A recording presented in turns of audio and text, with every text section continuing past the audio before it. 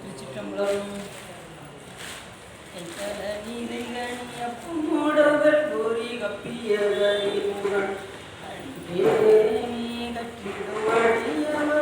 குத்தியர் உரைமாவர் கற்பனை கழித்தேனும் மத்தம் மதியம் வைத்திடும் மரண் மகன் பொருதிகள் போய் மத்தையானை மத்தரவீரனை குற்றமை முதல்வனை மற்றவில் வாழ்வோடு பணியே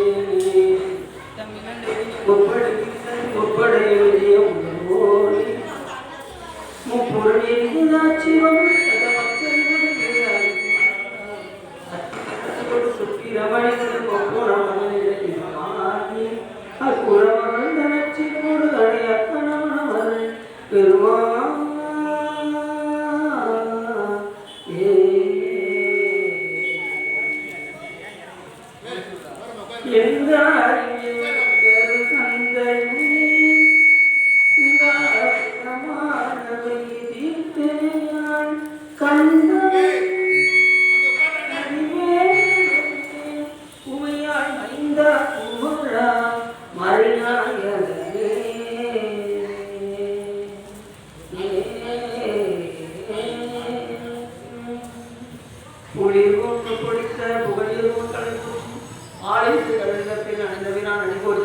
வாழி திருநாமூர் வன்தொண்டர் பதம் போற்றி ஊழிமணி திருவார்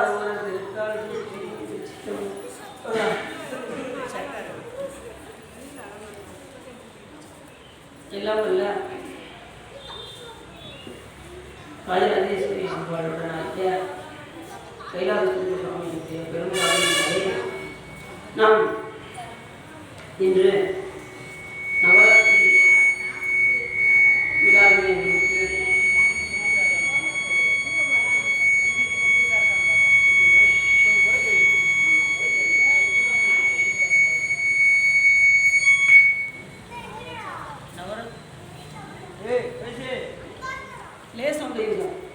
நவராத்திரி விழாவை முன்னிட்டு இன்று கடைசி நாளாக இருக்கக்கூடிய இந்த நிலையில் அம்பாளை பற்றி பேசுவதற்கு திருவருளும் குருவருளும் அடியார்களும்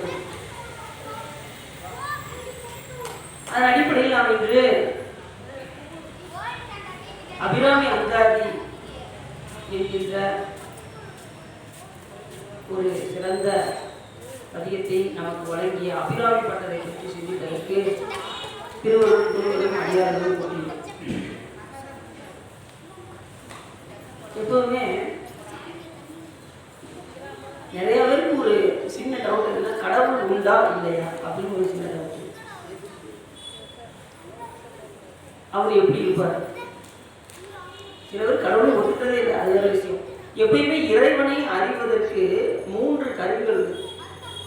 எத்தனை கருவி? 3 கருவி. ஒன்று காண்டல் அளவை, மற்றொன்று கருதல் அளவை, மற்றொன்று உரை அளவை என்கின்ற 3 அளவைகள். காண்டல் அளவை என்கின்ற அளவை கொண்டு நாம் பார்த்தோம் என்று சொன்னால் கடவுளை நாம் காணுவது ரொம்ப கஷ்டம். ஏன்னா நான் நிறைய பேர் கடவுளை இன்னும் கண்ணால் பார்க்கல. கண்ணால் பார்த்தா தான் நம்ம என்ன செய்ய முடியும், சொல்ல முடியும். அதனால் அந்த காண்டல் அளவையை விட்டுருவோம். 2வது கருதல் அளவை என்கின்ற ஒரு அளவை, அதை வைத்தாவது கடவுள் உண்டு என்று நாம் நம்பலாம். இப்போ உதாரணத்துக்கு மலையில் புகை வருது அப்படின்னா நம்ம எதை வச்சு யோசிப்போம்? அங்கே நெருப்பு ஒன்று இருக்கின்றது, அதனால் புகை வருகின்றது என்று நாம் நினைப்போம். அதே போல் கருதுகின்றோமோ அதே போல நாம் இந்த பஞ்சபூதங்களை வைத்து நாம் கடவுள் உண்டு என்பதை நாம் நிரூபிக்கலாம். இப்ப காற்று தானாக செய்யுமா? காற்று அடிக்கி நாம் அதை உணர்றோம், அது தானா செய்யுமா? காற்று தானா செய்யுமா சார்? அப்ப யார் அசைக்கும்? கடவுள் அசைவிக்கதோ அது அசையுது. ஏன்னா காற்றுக்கு அறிவு கிடையாது, அது தானாக இயங்கக்கூடிய அறிவு அது கிடையாது. அது ஒரு ஜடப்பொருள், அது தானாக இயங்குது அப்படின்னா ஒருவர் அசைவிக்க அசைகின்றது என்பதை பற்றி தெரியும்.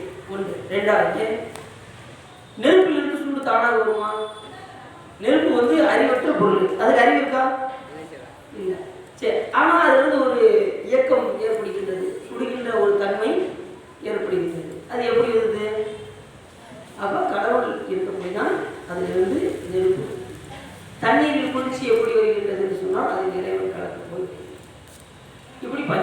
எதை எடுத்தாலும் மண்ணில் வாசனை, இப்படி எல்லாமே இறைவன் இயக்க அது இயங்குகின்றது என்கின்ற தன்மையை நாம் உணர்வதுதான் என்று நாம் இறைவனை பற்றி கருதுவது. அது கருதுகிற அளவை என்று சிலர் அதையும் நம்ப மாட்டாங்க. அதுவாக தோன்றும் அதுவாக மறைவுங்க அப்படிங்கிறவங்க இருக்காங்க. அடுத்து மூன்றாவது அளவிற்கு உரை அளவை என்று இறைவனை கண்ணால் கண்டவர்கள் தன்னுடைய பாடலில் அதை சொல்லியிருப்பார்கள். அதை வைத்து நாம் என்ன செய்வோம் என்று சொன்னால் அதை நாம் கடவுளை உணர்வது. எப்படி என்று சொன்னால் இப்போ ஏற்கனவே பார்த்தோம், ஞானசம்பந்த பெருமாளை பற்றி பார்க்கும்போது அது 3 வயசு குழந்தை என்ன பண்ணுறது, தோற்றுடைய செவியன் பிடையேறி ஒரு தூவின் மதிசூடி காருடைய சுடலை கொடி பூசி என் உள்ளம் கவர் கல்வன் ஏழுடைய மலரானுடைய நாள் பணிந்து ஏற்ற அருள் செய்த வீடுடைய பிரமாபுரம் மான் இவன் அன்றே அப்படின்னு நம்ம பார்த்தோம். எப்படி பண்ணது? 3 வயசுல குழந்தை. அப்போ இறைவனுடைய அருள் எடுத்து போய் தான் அந்த குழந்தை பாடினார். அப்படி அவர்கள் கண்ணால் கண்ட அந்த காட்சியை நமக்கு பாடலாக கொடுத்திருக்கிறார்கள். அவர் தோடுடைய செய்கிறார்கள். ஒரு பக்கம் தோடு, ஒரு பக்கம் செவி. அப்படின்னு என்ன அர்த்தம்? அம்மையும் இறைவன் இருக்கின்றார். சிவசக்தியினுடைய சொரூபம் என்ன என்று சொன்னால், சாமி எப்படி பார்த்தீங்கன்னா நினைப்பது சிவம், முடிப்பது சக்தி. இப்ப நீங்க தூங்குனீங்கன்னா சிவம், எதிர்த்து வேலை செய்ய ஆரம்பிச்சிட்டீங்கன்னா சக்தி. இது எப்பயுமே இயல்பாகவே உண்டு. சிவம் சக்தியும், சிவம் இல்லாத சக்தி இல்லை, சக்தி இல்லாமல் சிவம் இல்லைங்கிற மாதிரி எப்பயுமே இந்த சிவசக்தியுடைய சொரூபம் இந்த அண்டமெல்லாம் விளைவிக்கும். அண்டமெல்லாம் விளைவிக்கும். அப்படி கடவுள் ஒண்ணுதான். அதுல எந்தவித சந்தேகம் கிடையாது. கடவுள் ஒரு தடவை 2 வரா, இல்ல 1000 வரா, 10,000 வரா? கடவுள் ஒரு தடவை 2 எத்தனை பேசலாம்? எல்லாருமே சொல்லக்கூடியது கடவுள் ஒன்று தான் சொல்லுவோம். அது யாரையும் மறுக்க முடியும். கடவுள்னா ஒண்ணுதான். ஆனா தன்னுடைய இயல்பு எப்படி இருக்கு அப்படின்னா அது இயல்பாக இருக்கின்றது. ஒருவாயினை மனத்து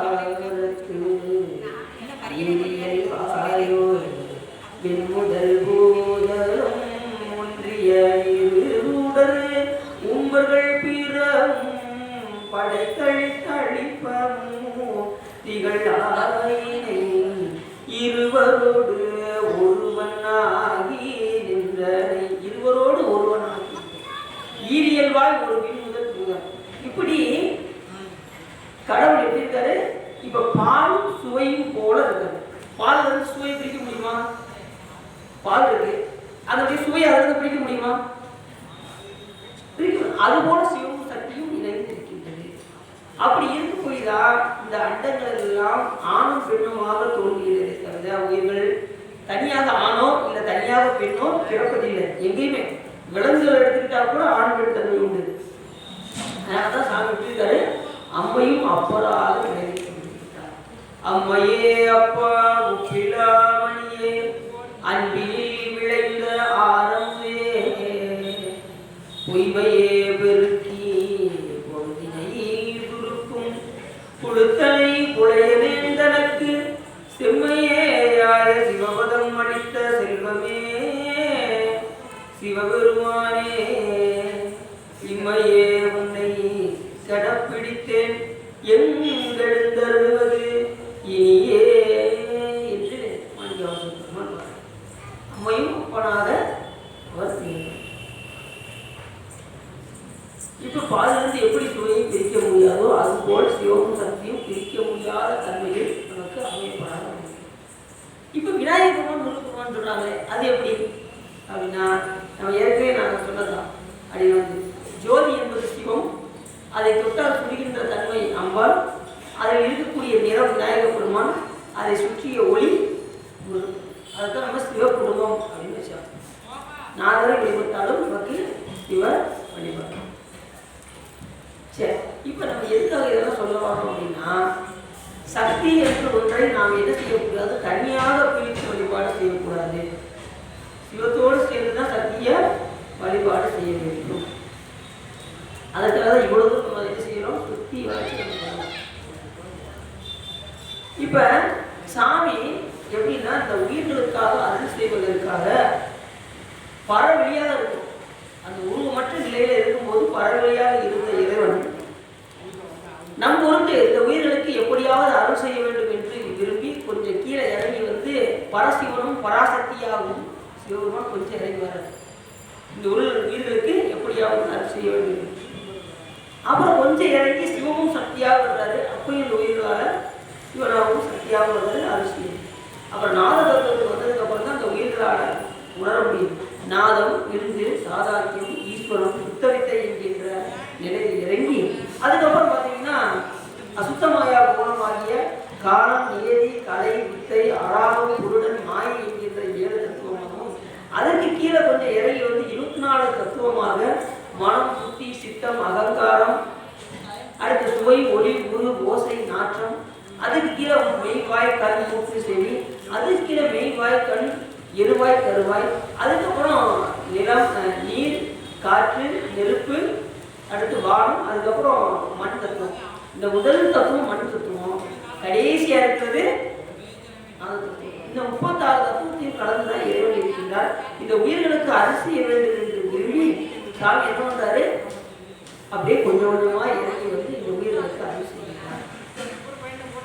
அப்படி சாமி எப்படி இருக்கின்றார் சொன்னால் அம்மையும் அப்பராக திகழ்கின்ற ஒரு நிலைதான் நாம் வழிபாடு செய்ய வேண்டும். தனியாக சக்தியை பிரித்து வழிபாடு செய்யக்கூடாது. இன்னைக்கு நம்ம பார்க்கக்கூடிய தலைப்பு என்னன்னு பார்த்தோம், அபிராமி அந்தாதி இயற்றிய அபிராமி பட்டரை பற்றி நாம் பார்க்கிறோம். அபிராமி பட்டர், அபிராமினா முதல்ல என்ன தெரியுமா உங்களுக்கு? அபிராமினா என்ன பொருள்? அது தெரியல, நீங்களே சொல்லியிருக்கேன். அபிராமின்னா பேரழகு உடையவள் என்று பெயர். எல்லா அம்பாலுமே அபிராமியாகத்தான் திகழ்வார்கள். ஏனென்றால் பேரழகு உடையவள். பட்டர் என்றால் அதை சிவபெருமானை பூசிப்பவருக்கு பேர் பட்டர் என்று பெயர். இங்கே அவ்வாவை பூசிக்கின்றனால் அவர்கள் அபிராமியை அங்கே எந்த தளத்தில் வந்து அவர் பிறந்தார் என்றால் திரு கடவுள் என்கின்ற தளத்தில் அவர் அவதாரம் செய்தார்.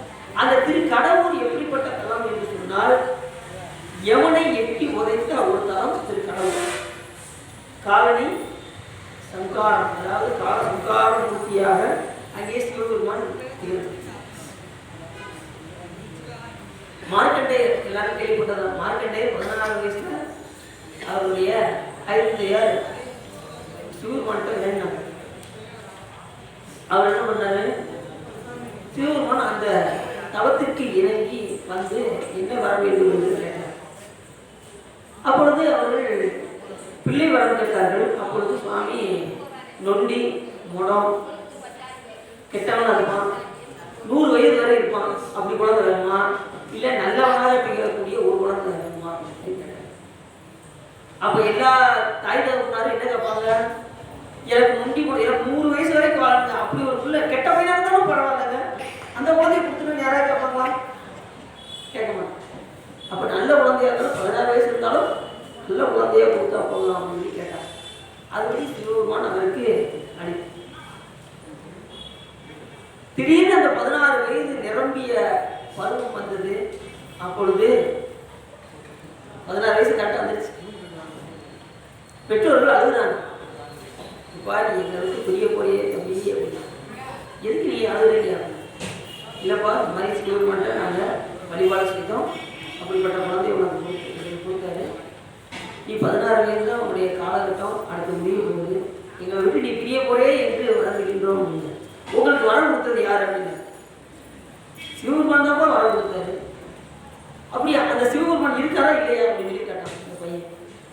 நடக்கிட்டு இதப்பா எப்படி சொல்ற, அவர் கடவுள் எப்பயுமே இருக்காருப்பா. அப்ப எப்பயும் இருக்காருல்ல, எதுக்கு நீ முன்னாடியே சொல்லி கூடாதான், வரத்தை மாற்றி வாங்கியிருக்கலாம் அப்படின்னு சொல்லிட்டு இப்ப நான் அதே சிவபெருமான் போய் நான் வர வந்தேன் அப்படின்னு சொல்லிட்டு போய் தவத்தில் இருந்தார், சிவபூஜை செய்தார். அதற்கு வச்சு சாமி என்ன பண்ணாரு, அப்படியே விடாமல் பூஜை கரெக்டாக அந்த 16 வயது நிரம்பிய காலத்தில் காலத்துடன் வந்தான். வந்து பார்த்தா இவர் சிவபூஜை செஞ்சுட்டு இருக்காரு. பார்த்துட்டு ஓடியே போயிட்டான். இது பெரிய இடத்து சமாச்சாரம் அப்படின்ட்டு ஓடியே போயிட்டான். ஏன் நீங்க கூட்டு வர சொன்ன ஆள் வந்து ரொம்ப பெரிய இடத்துக்கு ஆள் போல தெரியுது, எங்களால் முடியாது, நீங்க வேணா போயிட்டாங்க அப்படின்னு சொல்லி எவனையே அடிச்சுட்டாங்க. உடனே எவன் என்ன பண்ணா, அந்த வாகனத்தோடு வந்தார். வந்து வெளியே நின்று இருந்தாலும் பரவாயில்ல, அவர் கோயிலுக்குள்ளே வந்தார். அந்த வாகனத்தோட திருக்கோயிலுக்கு உள்ள வந்தார் பாருங்க. என்ன ஆயிடுச்சு, வந்தது மட்டும் இல்லாமல் பாசக்கையை எடுத்து அவர் மார்க்கெட்டையை மேலே மட்டும் இல்லாமல் சிவலிங்கத்து மேலேயும் என்ன ஆயிடுச்சு, சாமி அப்படி இருந்துச்சார். இடது பாதத்தை நோக்கி ஓடி உதார். இடது பாதம் யாருடைய பாதம்? அம்பாளுடைய பாதம். அந்த பாதம் யாருடைய பாதம்? அம்பாளுடைய. ஏன் அப்படின்னா அம்பாளுக்கு கருணை வழிபாடு தான் அம்பாள்.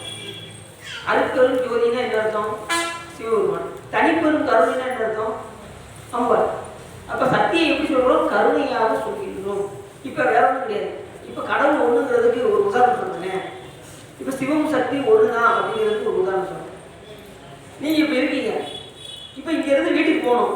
எப்படி போவீங்க? இங்க இருந்து வீட்டுக்கு போகணும், எப்படி போவீங்க? நடந்து போவீங்க. நடந்து போறீங்க. நடந்து போனா நீங்க நினைக்கிற ஆள் வேற, நடந்து போற ஆள் வேறையா? நீங்க நினைக்கிறீங்க வீட்டுக்கு போகணும்னு நினைக்கிறீங்க, காலையில் நடந்து போறீங்க. அப்ப என்ன அர்த்தம்? நினைக்கின்ற ஆள் ஒரே ஆள் தான், நடந்து போறாலும் அதான், வேற ஒன்றும் கிடையாது. நினைப்பது சிவம். நீங்க காலையில் திருவடியில் நடந்து அந்த திருவடியை தான் நம்ம சக்தின்னு சொல்றோம், வேற ஒன்றும் கிடையாது. இந்த ஒரு சக்தி புரிஞ்சிச்சுன்னா நீங்க சக்தியை வேற பார்க்கவே மாட்டீங்க. சிவபெருமானும் சக்தியும் ஒன்று என்கின்ற தன்மையும். அப்ப இந்த இடது பாதத்தை வைத்து உதைத்தது யாரு? அம்பாளுடைய திருவடி. சிவபெருமானுக்கு இடது பாதம் யாரு இருக்கா? அம்மா. சக்தி ஒன்றுதான், அதனுடைய காரியங்கள் பலவாக இருக்கும். எப்படி இருக்கும்? பலவாக. இப்ப அரசர் ஆணை ஏற்படுறான்னு வச்சுக்கோங்க, அவரை போட்டு தூக்க போறியா அப்படின்னு சொல்றான்னு வச்சுக்கோங்க, உடனே காவலாளிகள் என்ன செய்வாங்க? அந்த வேலையை போய் பார்க்க போவாங்க. அது போல சக்தி ஒன்றுதான், அதனுடைய காரியங்கள் பல்வேறு சக்திகளாக பிரிந்து சரஸ்வதி, லட்சுமி இப்படின்னு பல சக்திகள் அப்படியே பிரிந்து கொண்டே. அதனாலதான் சிவபெருமானுக்கு தேய்பிரையில வரும். சிவராத்திரி எப்போ வரும்? தேய்பிரையில வரும். ஆனா அம்பாளுக்கு சக்தி வழிபாடு செய்யும் போது நவராத்திரி மலர்பிரையில வரும். இப்ப எந்த பிரையில வந்துருக்கு? மலர்பிரையில தான் நவராத்திரி வரும். தேய்பிரையில தான் சிவராத்திரி வரும். கடவுள் ஒன்றிய தன்மையில் சிவராத்திரி தேய்பிரையிலும் வளர்ந்து கொண்டே போவதனால் சக்தி நவராத்திரி என்ற விழாவாகவும் நம்ம கொண்டாடுறோம். இப்படி அந்த ஊருக்கு என்ன பேரு? திருக்கடவுர் என்ற தலம். அந்த தலத்தில் வைத்து வழிபாடு செய்து கொண்டிருந்தார் யமுனை எட்டி சுவாமி உதைத்த அந்த தலத்துக்கு பேரு திருக்கடவுர் என்று பேர். இப்பயும் போனீங்கன்னா அருமையாக சுவாமி அமிர்த கடேஸ்வரராக சிவபெருமான் திகழ்ந்தார். அப்படிப்பட்ட தலத்திலே அவதாரம் செய்து அந்த ஊரில் இருக்கக்கூடிய அபிராமி அம்பாளை அவர் அனுதினமும் பூஜை செய்யக்கூடியவராக. அப்படி இருக்கும்போது எந்த நேரமும் அம்பாளை பற்றியே சிந்தனை. அவருக்கு எப்படிப்பட்ட சிந்தனை? அம்பாளை எந்த நேரம் தியானம் பண்ணிக்கிட்டே இருப்பது அவருக்கு சிந்தனை. சில பேருக்கு பார்த்தீங்கன்னா தியானம் என்கின்ற பேரில் என்னென்னமோ பண்ணிட்டு இருக்காங்க. சிலர் பார்த்தீங்கன்னா தியானங்கிற பேர்ல தூங்கவே செஞ்சிடறாங்க. தியானங்கிற பேர்ல செய்யணும். அப்படி எல்லாமே நாம் அந்த தியானம் செய்வதற்கு கூட பயிற்சிகள் இருக்கும். அந்த பயிற்சி மூலியமாக தான் நாம் என்ன செய்ய முடியும்? இறைவனை தியானிக்க முடியும். இறைவனுக்கு முதல்ல பணி செய்ய வேண்டும். பணி செய்தால் தான் இறைவனையே நினைக்க முடியும். உனக்கு பணி செய்ய உங்களை என்னாலும் நினைக்க வரம் எனக்கு நீதா சொக்கநாதா அப்படிங்கிறது புண்ணியாசம். அப்படி அவரை நினைப்பதற்கு அவருக்கு என்ன செய்யணும்? முதல்ல வல்ல பணி செய்ய வேண்டும். இப்போ செய்யறாங்க பாருங்க, அந்த பூ பணி செஞ்சிருக்காங்க பாருங்க. இந்த மாதிரி பூ கட்டி கொடுத்துட்டே இருக்கணும், விளக்கு போட்டுக்கிட்டே இருக்கணும். இங்கே உள்ள இருக்கக்கூடிய திருக்கோயிலெல்லாம் சுத்தம் செய்து கொண்டே இருக்க வேண்டும். இங்கே சுத்தம் செய்ய நம் உடம்பில் உள்ள இருக்கக்கூடிய அழுக்கானது சுத்தமாகிக் கொண்டே வரும். ஆமாறும் திருவடிக்கு அகங்குலையே அன்பு உருகேன். அகம் குலைவதற்கும் அன்பு உருவதற்கும் என்ன செய்ய வேண்டும்? பூமாலை புனைந்து ஏற்றேன். அந்த செய்யறாங்க பார்த்தீங்களா, அந்த பணியை செய்யணும். பூமாலை புனைந்தேன் புகழ் முறையேன் புத்தேடி கோமான் நின் திருக்கோயில் தூகேன் மெழுகேன் முத்தாடு சாமாரே விரைகின்றேன் சதுராடா சார்பானே என்று அந்த பணியை நம்ம செய்யணும். அங்கே வரல இங்கே பேசினது, இங்கே ஒரு பக்கம் பேச்சு நடந்து அந்த ஒரு பக்கம் செயல் நடந்துகிட்டே இருக்கு. பூக்குடி அவங்க எப்படி செய்யறாங்க பாருங்க. வில்வத்தை அப்படி கட்டுறாங்க.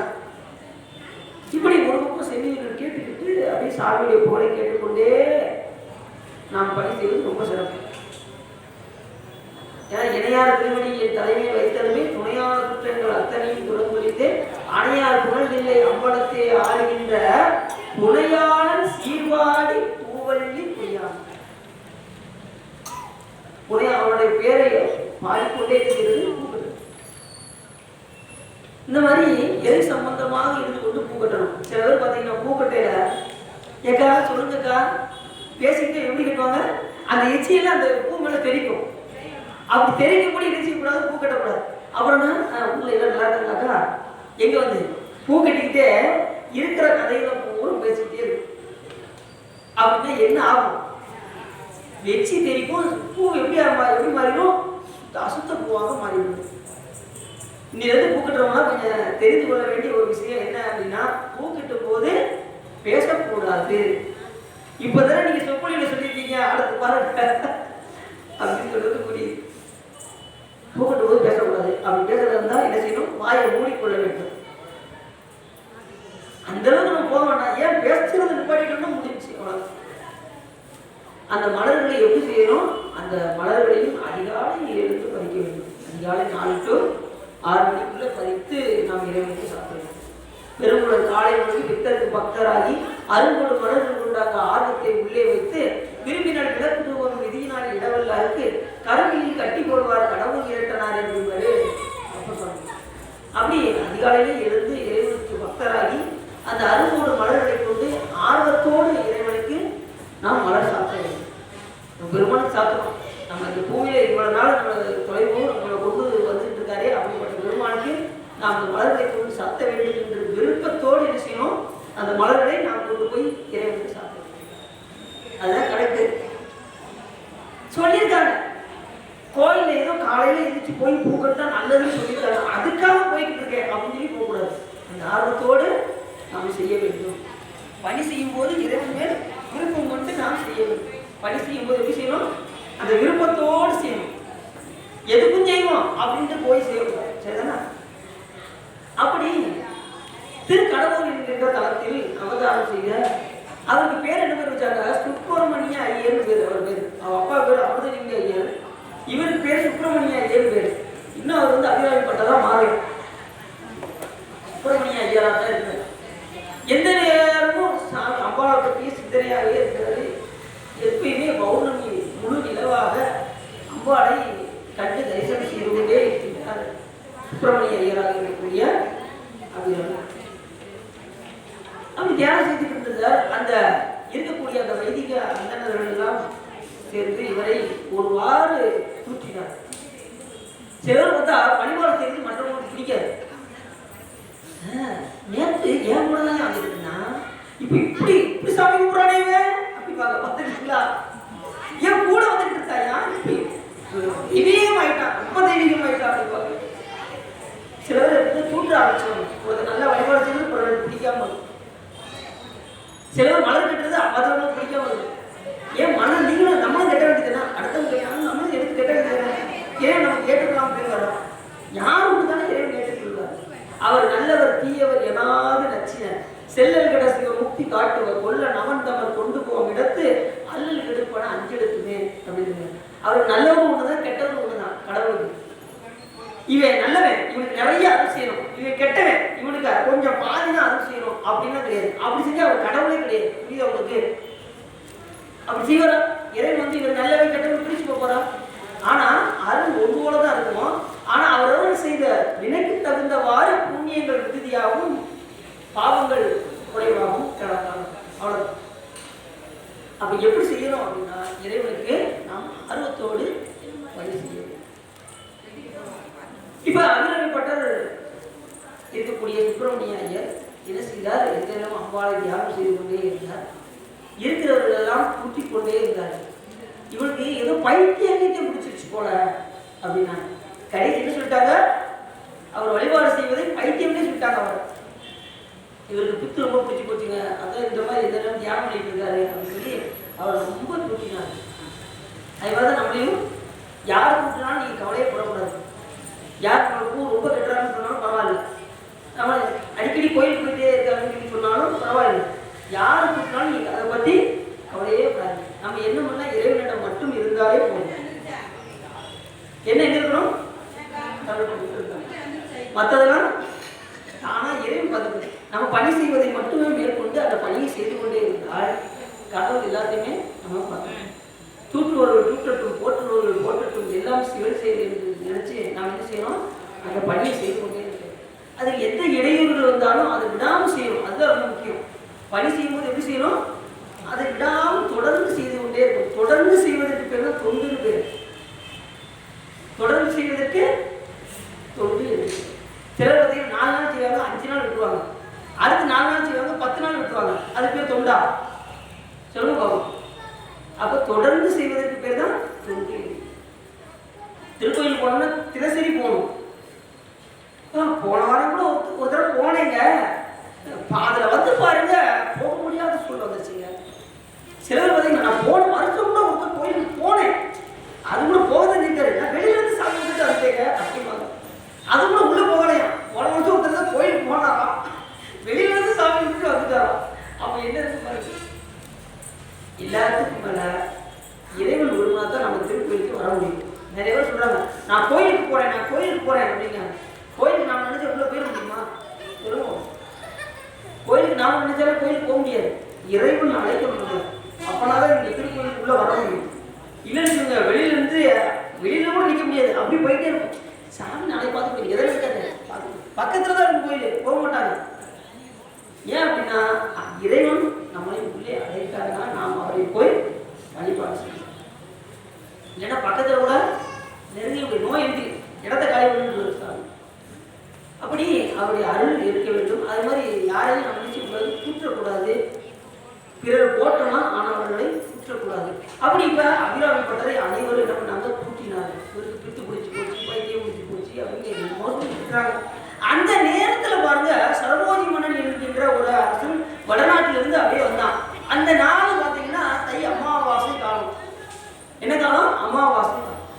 அந்த நேரத்தில் காவிரி பூம்பட்டினத்திற்கு வரும்போது அங்கே கடற்கரையில் நீராடி வந்து இங்கே திருக்கடவுரில் வந்து வழிபாடு செய்ய வேண்டும் என்று விரும்பி இங்கே வந்து வழிபாடு செய்ய வந்தான். எங்க? திருக்கடவுர் என்கின்ற அந்த தளத்திற்கு வரும்போது உள்ள வந்து பார்த்தா இவர் தியானம் பண்ணிட்டு இருக்காரு அபிராமி. இவர் என்ன கேட்டாரு அப்படின்னா, அவரை போய் பார்த்ததுமே அந்த வடிவு ஒரு தேஜஸ் தெரியும். யாருக்கு? அந்த அபிராமிப்பட்டவருக்கு தேஜஸ். ஏன்னா எந்த நேரம் தியானம் பண்றவங்களுடைய முகத்தை பார்த்தா அந்த தேஜஸ் தெரியும். சிலர் பார்த்தீங்கன்னா நான் அடிச்சு போட்ட மாதிரியே இருப்பாங்க, முகத்தை பார்த்தா எப்படி இருப்பாங்க? அடிச்சு போட்ட மாதிரி ஊற்றி ஒரு பாதை வச்சுக்கிட்டே இருப்பாங்க. ஆனா இங்க திருக்கோயில் வந்து எல்லாரோட முகத்தையும் பாருங்க, எப்படி தேஜஸ் தெரிஞ்சு பாருங்க. அந்த திருநீரை பார்த்ததுமே இத்தனை வெறும் அந்த ஒளி வட்டாரம் தெரியும். இங்க திருக்கோயிலுக்குள்ள வரும்போது சில பேர் பார்த்தீங்கன்னா இங்கிருந்து வெளியில போனதுமே திருநீரை அடிச்சுப்பாங்க. ஜடம் எடுத்து பிடிச்சி முடி எடுத்து விரிச்சு விட்டுறது, திருநீரை அழைச்சி விட்டுறது. எல்லாம் கோயிலுக்குள்ளதாங்க. கோயிலுக்குள்ளே வந்து எப்படி அப்படின்வாங்க. அப்படிலாம் இல்லாம எந்த நிலையிலுமே திருநீரை பூசிக்கொண்டே இருந்தால் ரொம்ப சிறப்பு. திருநீர் எந்நிலையிலும் பூசணும். ஏற்கனவே நான் சொன்னதுதான். அப்படி திருநீர் எப்போ பூசணும்? காலையில் எந்திரிச்சதும் பூசணும். பல் விளக்குறதுக்கு முன்னாடி திருநீர் பூசணும். பல் விளக்கி முடிச்சுட்டு திருநீர் பூசணும். குளிக்கிறதுக்கு முன்னாடி திருநீர் பூசணும். குளிச்ச பிறகு திருநீர் பூசணும். சாப்பிட்றதுக்கு முன்னாடி திருநீர் பூசணும். சாப்பிட்ட பிறகு அதுக்கப்புறம் உறங்க போவதற்கு முன்னாடி திருநீர் பூசணும். உறங்கி எழுந்ததுக்கப்புறம் இத்தனை தடவை திருநீர் பூசணும். நீங்க இப்படி அடிக்கிட்டே போறீங்களே, எப்போதான் திருநீர் பூசணுங்கிறீங்க நீங்க அப்படின்னு எந்த நேரமும் திருநீர் நெற்றியிலே இருந்துகிட்டே இருக்கும். அதுதான் அடின்னு சொல்றது. திருநீர் இல்லா நெற்றி பால். அதனால திருநீர் பூசிக்கொண்டே. ஏன்னா திருநீரே அம்பாள். அம்பாளுடைய வடிவம் எதுனா திருநீரே அம்பாள். திருநீட்டு பதிவு இருக்கு பார்த்தீங்களா? அந்த திருநீட்டு பதியத்தில் தலைப்பு என்ன போட்டு சொல்லணும். அந்த புக்கு வச்சுருப்பீங்க, தருமபுரம் திருவரை இதெல்லாம் வச்சுருப்பீங்க. அதெல்லாம் ஒரு தலைப்பு கொடுத்துருப்பாங்க. திருநீட்டு பதியத்தில் பறையின் வடிவம் அப்படின்னு கொடுத்துருப்பாங்க. பறைன்னா சிவபெருமான், பறைனா அம்பாள். அம்பாளுடைய வடிவம் திருநீர். சில பேர் வந்து அதுதான் சிவன் இருக்கு. உண்மையிலே அம்பாள் வர கிடையாது, சிவபெருமான் வர கிடையாது. அதனால திருநீர் முதல்ல ஏற்கனவே சொன்ன விஷயம் தான். அதனால திருநீரே அம்பாள். சாமிய திருவடியே திருநீராக விளங்குது. இப்ப சொன்ன பார்த்தீங்களா, சாமி நினைப்பது சிவம், நடந்து போவது. அப்ப திருவடி என்னன்னு சொல்றோம்? சக்தியாக சொல்லி அதனால பிரிச்சே பார்க்கவே. சரி, இப்ப இந்த மன்னன் அவரை வந்து பார்த்தால் அந்த ஒளி தேஜஸ் அப்படியே தெரிஞ்சது. அந்த ஒளிவட்டத்தை பார்த்ததும் இன்று அமாவாசை கொடை நாள் இருக்கின்றதா அப்படின்னு கேட்டார். இன்னைக்கு கொடை அமாவாசை இருக்கா அப்படின்னு கேட்டதுக்கு அவர் என்ன பதில் வந்தது அப்படின்னா, இன்று பௌர்ணமி அப்படின்னு ஒரு வார்த்தை சொல்லிட்டார். அவருக்கு ஏன் அவர் பௌர்ணமின்னு சொன்னார் அப்படின்னா, அவர் எந்த நேரம் எந்த சிந்தனையில் இருக்காரு, அபிராமி அம்பாள் மேல் மிகுந்த பற்று கொண்டு அம்பாளையே தியானம் செய்து கொண்டிருந்த காரணத்தினால், அங்கே முழு நிலவாக காட்சியளித்த காரணத்தினால் இது பௌர்ணமி என்று குறித்தார். ஆனா அன்னைக்கு என்ன நாள்? அமாவாசை. சாமி நினைச்சாரு என்ன பண்ணுவாரு, எந்த நாளையும் அமாவாசை பௌர்ணமியாக பௌர்ணமி அமாவாசையாக மாற்றுவார். ஏற்கனவே சந்திரன் வந்து என்ன பண்ணா, திருவடியில் வந்து விழுந்தான். சக்தியுடைய சாமியுடைய அந்த திருவடி எப்படி சொல்றோம், சக்தி. சக்தியுடைய அந்த திருவடியில் வந்து விழுந்த அந்த காரணத்தினால் சாமி என்ன பண்ணாரு, அவரை தூக்கி தலையில் தூக்கிச்சார். அப்படிப்பட்ட இடம் எந்த இடத்துல தான் வரும், தலையில் அமர்த்திய இடம். சந்திரனை அந்த நோயை தீர்த்து முழு நிலவாக ஆக்கி, தேய்ந்து கொண்டிருந்த அந்த சந்திரனை மறுபடியும் முழு நிலவாக ஆக்கி அந்த அருளை கொடுத்த தலம் எது என்றால் ஸ்ரீ வைத்தியநாத சுவாமி திருக்கோயில். புராணத்தில் வருது, சந்திரன் சைனவை தீர்த்த புராணத்தில் வருது. பார்த்தீங்கன்னா தெரியும். எல்லா அந்த கதையை நம்ம படிச்சிருப்போம். அந்த உழவு முடியாத அந்த சந்திரனை உழவு வைத்த ஒரு தலம் எது என்று கேட்டால் ஸ்ரீ வைத்தியநாத சுவாமி திருக்கோயில் தான் அது நடந்தது. அப்படி அந்த சந்திரனை தெரிவதும் அருளுவதும் செய்வது யார் என்றால் சுவாமி தான் செய்ய முடியும், வேற யாராலையும் அப்படி செய்ய முடியும். அப்படிப்பட்ட சந்திரன் அந்த முழு நிலவாக தெரிந்ததும் இன்று பௌர்ணமி என்று கூறினார் அபிராமி பட்டர். இப்ப எப்படி இருக்காரு, சுப்பிரமணிய ஐயராக தான் இருக்காரு. இன்னும் அவர் அபிராமி பட்டரா மாறல. சுப்பிரமணிய ஐயராக இருந்து கொண்டிருக்கும் போது பௌர்ணமிங்கிறது உடனே திருச்சி பார்த்தாரு. இருந்துச்சு அன்னைக்கு அமாவாசையா இருக்கு. நம்மளே நான் தெரியாம கூப்பிட்டுனா தெரிஞ்சு போட்டுனா தெரியல, நீதான் என்னுடைய திருவாக்கிலிருந்து சொல்ல வைத்தாய் அப்படின்னு சொன்னார். என்னுடைய திருவாக்கிலிருந்து நீ சொல்ல வைத்தாய் அப்படின்னு சொல்லி உடனே என்ன பண்ணிட்டாரு, ஒரு அக்னி குண்டலத்தை மூட்டி அங்கே 100 கயிறு கொண்ட ஒரு உரியை தொங்க விட்டு அதில் ஒவ்வொரு பாடலாக பாட ஆரம்பித்தார். இன்னைக்கு வந்து என்ன, இன்னைக்கு பௌர்ணமியாக வரவில்லை என்று சொன்னால் மன்னர் என்ன செய்வாங்க, இவங்க இருக்கிறவங்க எல்லாம் இருக்காங்கல்ல, அவர் கூட இருக்கிறவங்கன்னா மாட்டி விடுறது மன்னர்கள். நான் அப்பயே சொன்னீங்க, ஒரு பைத்தியம் சொன்னேன், நீங்க கேட்கவே இல்லை மன்னர்கிட்ட. நான் சொன்னேன்ல, அவர் பைத்தியம் முடிச்சு சொல்றல. இன்னைக்கு அமாவாசை என்னன்னு சொல்றாரு பாத்தீங்களா, பௌர்ணமி சொல்றாரா சொல்லலையா அப்படின்னாங்க மன்னர்கிட்ட போய். அவர் வேற ஒன்றும் சொல்லல. சரி பாப்போம், இன்னைக்கு பௌர்ணமியா அமாவாசையா இன்னைக்கு பார்த்துருவோம் அப்படின்னு சொன்னாங்க. அந்த நேரத்தில் அந்த அக்னி குண்டத்தை மட்டும் ஒரு கயிறை கொண்டு உரியாக அப்படி தொட்டு விட்டு ஒவ்வொரு பாடலாக பாட ஆரம்பித்தார். தாரவர் கொன்றையும் முதல் விநாயகர் பெருமான் போடணும்.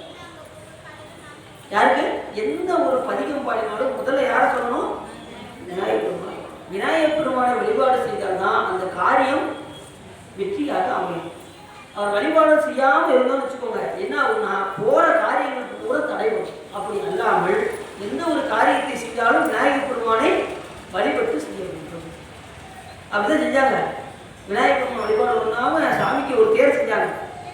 ஆளாளுக்கு இதில் ஒரு தேர் செஞ்சு, இதில் இருந்து ஒரு விமானத்தை செய்கிறாரு, சந்திரன் ஒரு வந்து சக்கரத்தை செய்கிறாரு. இப்படி ஆனாலும் ஒவ்வொரு தேவர்களும் 33 கோடி தேவர்களும் சேர்ந்து ஒரு என்ன செய்யறாங்க, ஒரு தேரை செய்கிறாங்க. செஞ்சுட்டு முதல்ல விநாயகர் பெருமான் வழிபடாம செய்யல, அது வேற விஷயம். ரெண்டாவது செஞ்சுட்டு அந்த விமானம் இருக்கு பார்த்தீங்களா, அது நான் செஞ்சது அப்படின்னு சந்திரனா அந்த சக்கரம் இருக்கே, சாமி ஏறக்கூடிய சக்கரத்தை நான் செஞ்சது அப்படின்னாரு. ஆனாலும் என்ன பண்ணாங்க, நான் செஞ்சதுன்னு சொன்னாங்க. யாரும் நினைச்சு செஞ்சிருக்கணும், விநாயகர் பெருமானை வழிபாடு செய்து செஞ்சிருக்கணும். ஆனா அப்படி செய்யவில்லை. அப்படி செய்யாத காரணத்தினால் என்ன ஆயிடுச்சு, சாமி பாதத்தை வைத்ததுமே அந்த அச்சு முறிந்து ஏர் உடைந்தது. இது யார் சொல்றா அப்படின்னா அருணகிரிநாதர் சொல்றார் திருக்குறள். பெத்தல நீரைகணி அப்பமோடவர் கோரி கப்பிய கரிமுகம் அடிவே நீ கற்றிடுமடியவர் புத்தியில் உரைபவர் கற்பகமன வினை கடிதேகும் மத்தமும் மதியமும் வைத்திடும் மரன் மகன் மப்பொருதிகள் போயன் மதையானை மத்தர வயிறனை உத்தமி புதல்வன் முத்தமிழழகினை முப்படை வீதன் முப்படை எழுதிய ஓனே முப்புறம் ஏறி செய்த அச்சிவன் முறை ரதம். என்ன சொன்னாரு? முப்புறம் எரி செய்த, முப்புறம் எரிச்சிற அன்னைக்கு அவருக்கு எல்லாரும் தேர் செஞ்சாங்க. முப்புறம் எரி செய்த அச்சிவன் முறை ரதம், சிவபெருமானுக்காக செய்த அந்த தேரை என்ன பண்ணாங்க? சாமி பாதத்தை அச்சது பொடி செய்த அதித்தீரா அப்படின்னு அதை என்ன ஆயிடுச்சு? குடியாக மாறி. ஏன் அப்படின்னா விநாயகர் பெருமானை வழிபாடு செய்யாமல் செய்த அந்த காரணத்தால் என்ன ஆயிடுச்சு? அந்த காரியம் தோல்வியாக. அப்ப எந்த ஒரு காரியம் செய்யும் போது எதை செய்யணும்? விநாயகர் பெருமானை வழிபாடு செய்து அந்த காரியத்தை செஞ்சா அந்த காரியம் என்ன ஆயிரும்? வெற்றியாக மாறி. தாரமல் கொன்றையும் முதல்ல பாடும்போதே கதிராயப்பட்டு பண்ணாரு. முதல் எடுத்து தாவனால ஆரம்பிச்சாரு. பதியத்தை ஆரம்பிக்கும் போது தாராமல் கொன்றை. கடைசி முடிகிற பாட்டு 102 பாடல் என்ன பாட்டு அப்படின்னா, ஆத்தாளை எங்கள் அபிராம வழியை அண்டமெல்லாம் கூட்டாளை மாதளம் பூ நிறத்தாளை புவியடங்க ஆத்தாளை ஐங்கனை பாசாங்குசமும் கரும்புவிலும் சேர்த்தாளை முக்கண்ணியை தொழுவாருக்கு ஒரு தீங்கு இல்லையே அப்படின்னு முடிச்சாங்க. முதல்ல தாவனால் ஆரம்பிச்சு கடைசி முடிவு என்னது? ஏ தாயே. இந்த பதியம் முழுவதும் அம்பாளை போற்றி எப்படி பாராட்டு. முதல்ல தாவனால் ஆரம்பிச்சு முடிவு என்னது? ஏ தாயே. தாய் தான் எல்லாருக்கும். இந்த உலகத்தை இயக்குவது யார் என்று சொன்னால் தாய் இல்லாம தாய்க்கு சிறப்பு எப்பவுமே அதிகம். ஆண்களை விட பெண்களுக்கு சிறப்பு அதிகம். ஆண்கள் யாரும் போச்சுக்கூடாது, ஆண்களுக்கு சிறப்பு அதிகம் தான். இருந்தாலும் பெண்களுக்கு ஏன் அப்படின்னா பெற்று சுமந்து எடுக்கின்றவர் யார் என்று சொன்னால் தாய். எப்பயுமே அம்பாள் கருணை ரொம்ப ஜாஸ்தி. அதனாலதான் எப்பயுமே இந்த உயிர்களுக்காக அம்பாள் எண்ணிக்கொண்டே இருப்பாங்க சாமியில. இப்ப சிவராத்திரி காலத்துல யாரை வழிபாடு செய்யறா அப்படின்னா அம்பாள் தான். சிவபெருமான்ட்ட வழிபாடு செய்து அந்த காலமே அம்பாள் தான் வழிபாடு செய்யறாங்க. நமக்காக எல்லா உயிர்களுக்காகவும் அம்பாள் செய்கிறார். எல்லா உயிர் இன்புற்றிருக்க நீர்ப்பது என்று வேறென்றும் நீந்திரியன் பராபரமே என்று தாய்மானவ சுவாமிகள் சொல்வதற்கு இணங்க அம்பாள் சுவாமி அந்த இரவு பொழுதுதான் சிவபெருமானை வழிபாடு செய்து எல்லா உயிர்களுக்காகவும். இப்ப நடராஜ பெருமான் படத்தை பார்த்துருக்கீங்களா? நடராஜ படம் பார்த்துருக்கீங்களா? நடராஜ பக்கத்துல யாரும் இருக்கா? சும்மா சொல்லுங்க. சிலர் பார்த்தீங்கன்னா நம்ம சொல்லிட்டு வேற ஏதாவது நடந்துச்சுன்னா அப்படின்ட்டு சிலர் சொல்லாம கமக்காம உள்ள வச்சுருவாங்க. பக்கத்துல யாரு தைரியமா சொல்லலாம், சிவகாமி போல இருக்காங்க அப்படின்னு முடிச்சு போயிடுச்சு. பக்கத்துல யாரு இருக்கா? சிலர் பார்த்தீங்கன்னா நான் சொல்ல மாட்டேன், இது தப்பா போயிடும், நீ சொல்லு சிவகாமி சொல்லு சிவகாமி சொல்லு என்ன பண்ணுவாங்க? பக்கத்துல இருக்கிறவங்க தூதுடுவாங்க. இவங்களும் சொல்லலாம், இருந்தாலும் பக்கத்துல உள்ளவங்க தூது விடுறது. நம்ம சொல்லி ஏதாவது தப்பா பேசினா மாட்டிக்குவோம். அடுத்த நாள் மாட்டோம், நம்ம மாட்டக்கூடாது தைரியம் இருப்பாங்க. அப்படி அம்பாள் பக்கத்துல எப்படி நடராஜ பக்கத்துல யார் இருப்பா? அம்பாள். ஏன் அந்த இடத்துல அம்பாள் இருக்காங்க? அம்பாள் பாத்தீங்கன்னா நேரம் இருக்க மாட்டாங்க, திரும்ப மாதிரி இருப்பாங்க. பாத்துக்கீங்களா? ஏன் எது காரணம் இல்லாம காரியம் கிடையாது. அம்பாள் ஏன் திரும்ப மாதிரி இருக்காங்க அப்படின்னா, நாம் இந்த உயிர்களாகிய நாம் சிவபெருமானை நேரடியாக தரிசனம் செய்ய முடியாது, அனுபவிக்க முடியாது. இறைவனை நேரடியாக அந்த வெப்பத்தை நம்மளால தாங்க முடியாது. அது சுத்த சிவம், அது பேரொழி பிளம்பா இருக்கு. அதை போய் நாம் என்ன செய்ய முடியாது, நுகர முடியாது. அதனால சாமி என்ன பண்றாரு அப்படின்னா அம்பாளுக்கு அதை குடியலயம் சதி விளையாமை கொடி இடை உமையவள் காண ஆடிய அழகா அருமறை பொருளே அங்கனாய் என் குற்றா என்று தேடிய வானோர் சேர் திருவுள்ளை வாயிலாய் திருப்புகழ் விருப்பால் பாடிய அடியேன் படு துயர்களையா பாசுபதா படம் சுடரே அப்படின்னு யார் பாடுறா? சுந்தரம்.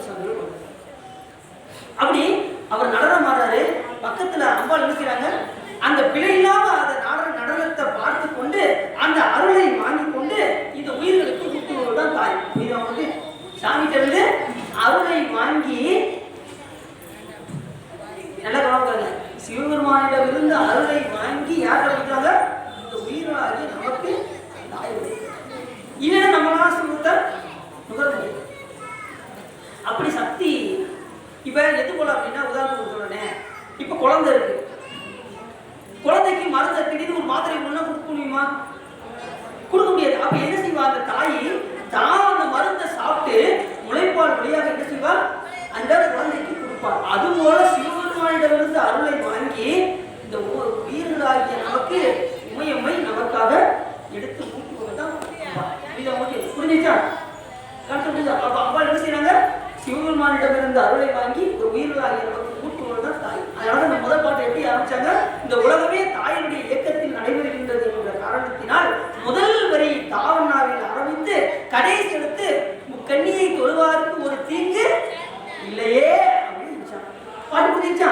அவர் கொன்றையும் கொன்றை மலை யார் அணிஞ்சிருப்பான்?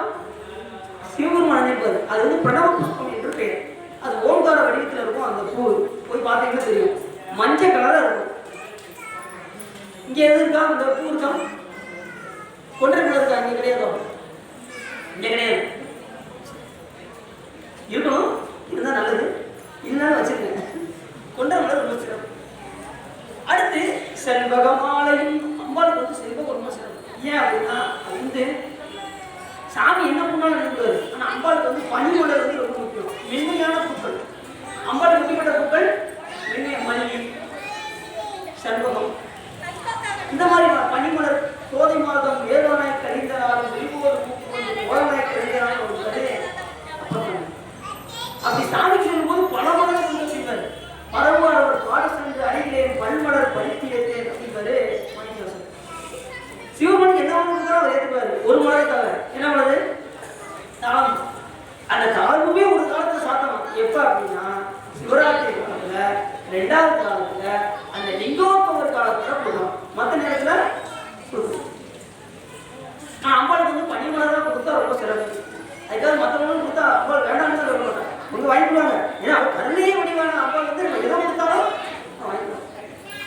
இருந்தாலும் நம்ம இந்த மாதிரி ஒரு நல்ல புத்தகத்தை கொடுத்தா ஒரு சிறப்பு தானே. பனிமலர் கோதை மாதம் இளநாய் கழிந்தனாலும் வெளியோடு மூர்த்தி வந்து கோலநாய் கழிந்தனாலும் இருக்காரு. சரி, அப்படி முதல் வரி என்ன சொன்னாரு? தாரமர் கொன்றையும் சண்பகமாலையும் சாத்தும் தில்லை. தில்லையில் யாருக்கா? நடராஜ உமை பாகத்து உமை மைந்தன் அவருடைய புதவனாக திகழக்கூடிய விநாயக பெருமானை வழிபாடு செய்யும். என்ன வழிபாடு செய்கின்றன? உலகேடும் பெற்ற 7 உலகத்தையும் பெற்று எடுத்து வளர்க்கக்கூடிய உமையம்மையாக திகழக்கூடிய அபிராமி அந்தாதி என் சிந்தையில் எப்போதும் காரணம் ஏணி கணபதியே நிற்க கட்டுரையே அப்படின்னு முதல் பாட ஆரம்பிச்சார். என்ன பாட்டு?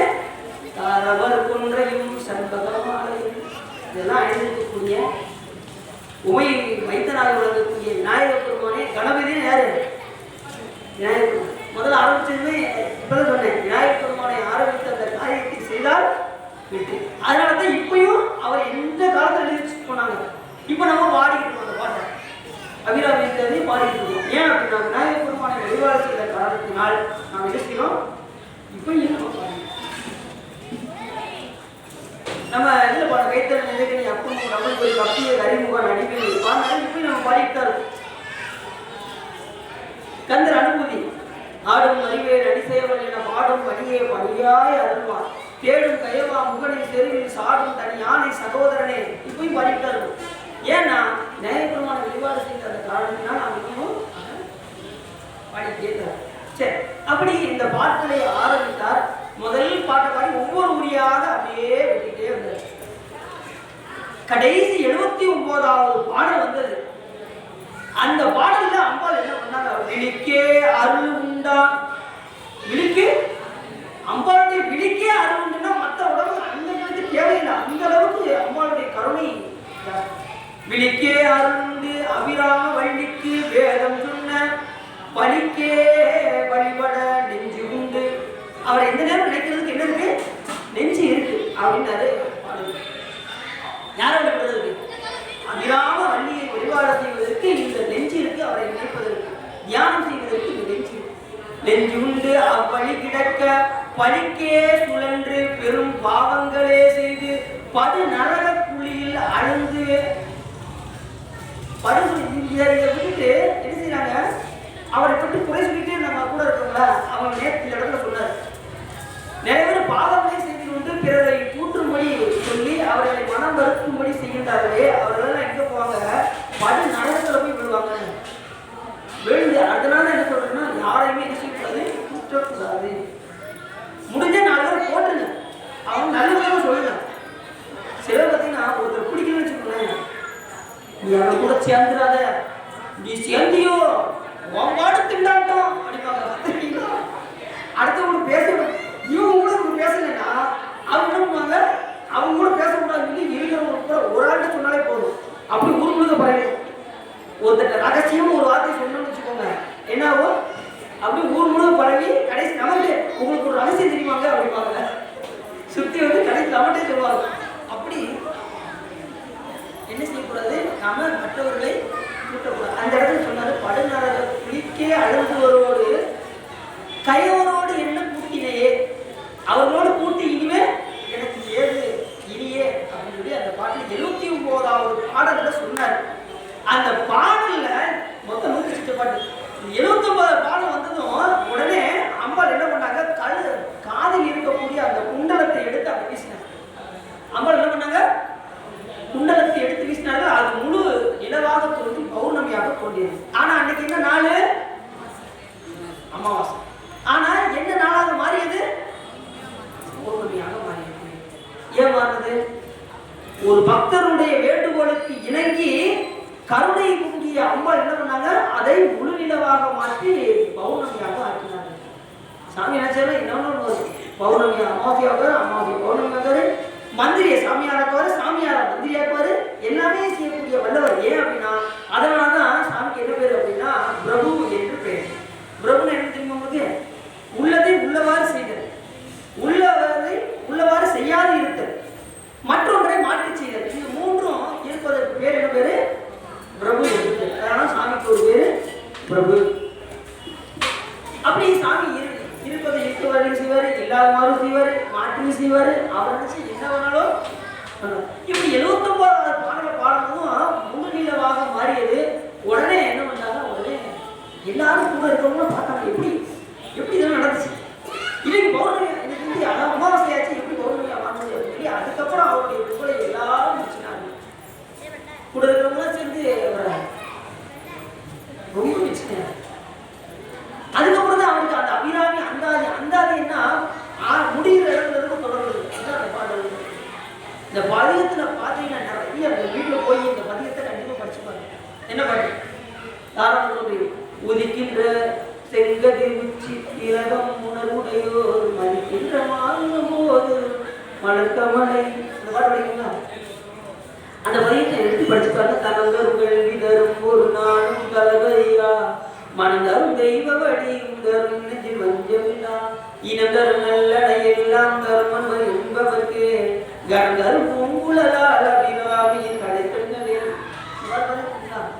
தனம் தரும், தனம் செல்வம். அம்பாள் வழிபாடு செய்தால் செல்வம் வந்து புரியும். தானம் தரும், கல்வி தரும்.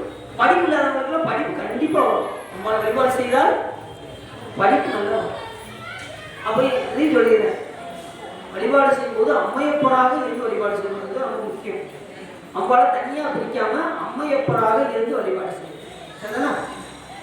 அதனால முதல்ல சொல்லிட்டு இங்கே வந்தேன், சிவம் சக்தி வேற கிடையாது, பிரிக்க முடியாதது, பாலின் சுவை போல அப்படின்னு சொல்லிட்டு தான் உள்ளிக்குள்ளே வந்துருவேன்.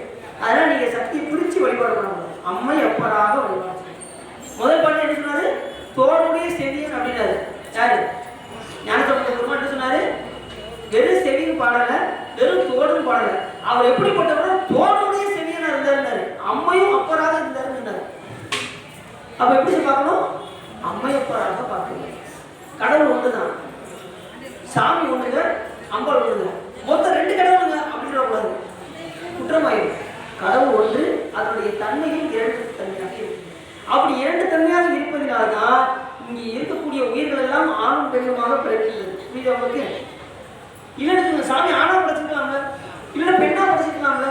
ஏன் ஆண் பெண்ணா படைச்சாருன்னா அவருடைய இயல்பாக இருக்கின்ற காரணத்தினால், அவர் எல்லா பொருளையும் வியாபித்திருக்கின்ற காரணத்தினால், அத்தனை பொருள்களிலும் கலந்து இருக்கின்ற காரணத்தினால் சாமி எப்படி இருக்காரு, இந்த உயிர்களை அம்மையும் அப்பராக ஆணும் பெண்ணுமாக தோற்றுவிக்கிறார். எதை எடுத்துக்கோங்க, ஆண் பெண் இருக்கும், விலங்குகள் எடுத்துக்கோங்க, பறவைகள் எடுத்துக்கோங்க, எல்லாத்துலையுமே ஆண் பெண் தன்மை உண்டு. அது மனிதர்களுக்கு மட்டும் கிடையாது, எல்லா உயிர்களுக்குமே உண்டு. அதனால தான் சாமி அம்மையப்பராக இருந்து இந்த உயிர்களுக்கு அறுப்பாளிக்கின்றார். தனம் தரும், கல்வி தரும், ஒரு நாளும் தளர்வறியா மனம் தரும். தளர்வறியாத மனம் நமக்கு வரணும். நம்ம கொஞ்ச நேரத்தில் மனம் மாறிடுது. திடீர்னு கோயிலுக்கு போகணுங்க அப்படிம்பாங்க, அடுத்த நிமிஷம் இல்லைங்க கோயிலுக்கு போவேன்னா ஏன்னா நிறைய இந்த கெஸ்டெல்லாம் வர மாதிரி இருக்கு, நாளைக்கு போகணும், ஒரு நிமிஷத்துல மனம் மாறிடுது. அந்த தலைவலியாத மனம் வழிபாடு செய்தால்தான் போகுமே தவிர சாதாரணமாக போகாது. தனந்தரும் கல்வி தரும் ஒரு நாளும் தளர்வரியா மனம் தரும் தெய்வ வடிவும் தரும். தெய்வ வடிவு முகத்துல பார்த்தா அந்த தேஜஸ் தெரியும். வழிபாடு செய்த அந்த தேஜஸ் முகத்துல பார்த்தா தெரியும். ஒரு மாதிரியே வந்து வச்சுக்கோங்க, அவங்க கோயிலுக்கு போனா நம்ம கரெக்டாக கண்டுபிடிச்சிடணும். ஏன்னா நெட்டில திரும்பி இருக்காது, ஈஸியாக கண்டுபிடிச்சிடணும்.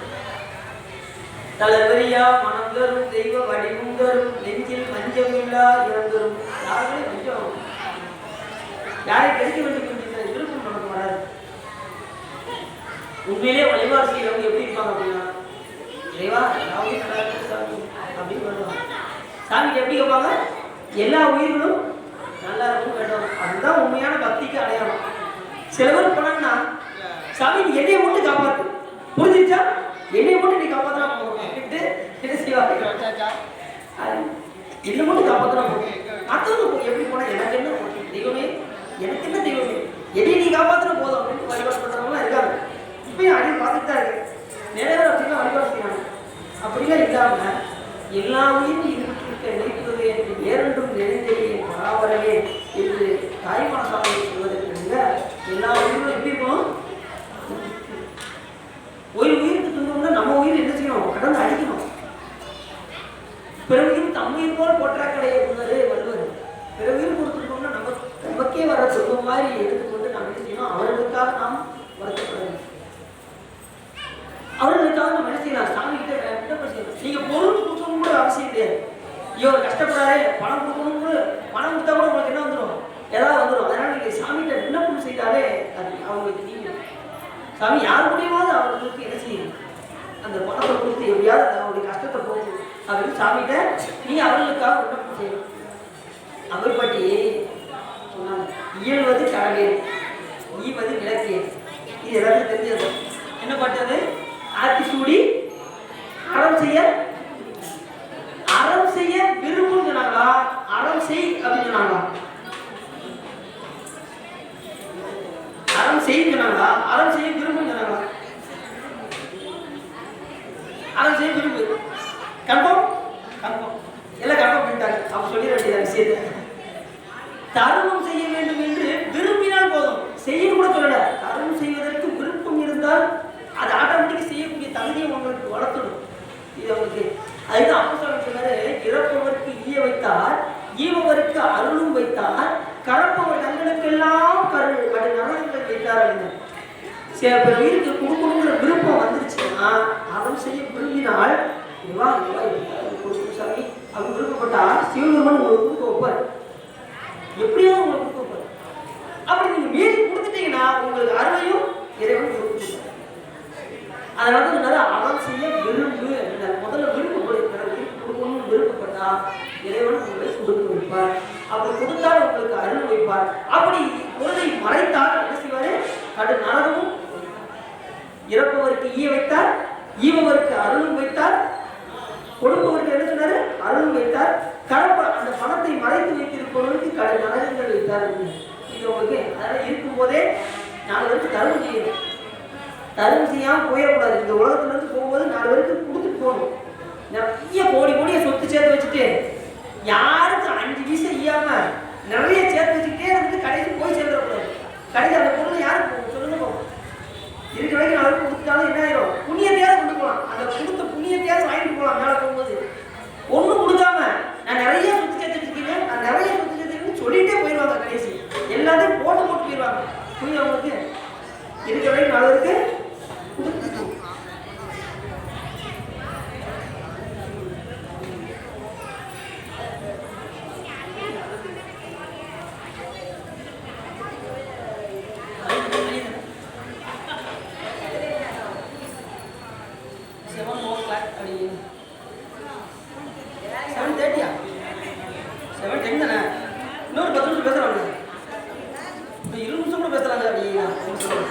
எவ்வளவு தூரம் எனக்கு டைம் கொடுத்தீங்களோ ரொம்ப நல்லது.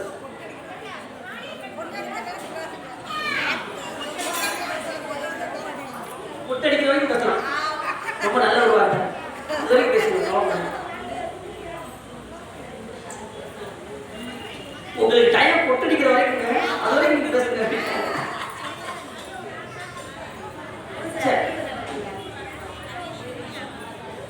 என்ன சொன்னாரு,